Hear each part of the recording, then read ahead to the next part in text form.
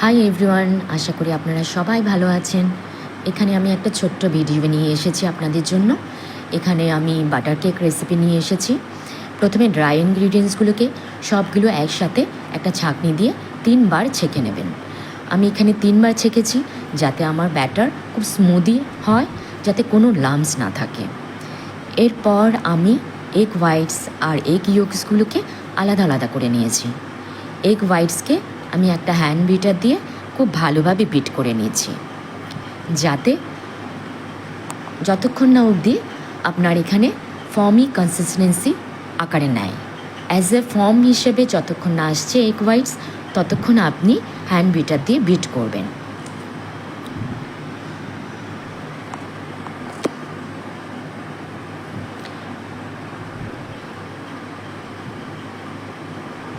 এরপর এখানে আমি আনসল্টেড বাটার নিয়েছি।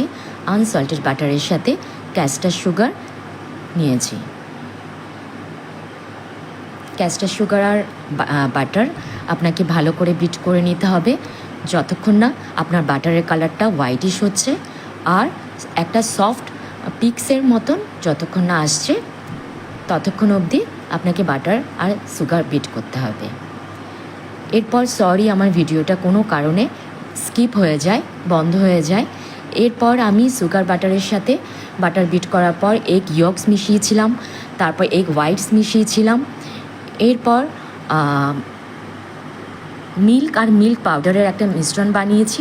এটাকে আর ড্রাই ইনগ্রিডিয়েন্টসকে 3টে স্টেপে আমি ভালো করে ব্যাটারের সাথে মিশিয়ে নেব। এরপর হ্যান্ড বিটার দিয়ে 1 মিনিটের জন্য একটু বিট করতে হবে, যাতে একটা স্মুদি ব্যাটার আমার তৈরি হয়। এই ব্যাটারের সাথে আমি চকলেট চাঙ্কস অ্যাড করেছি।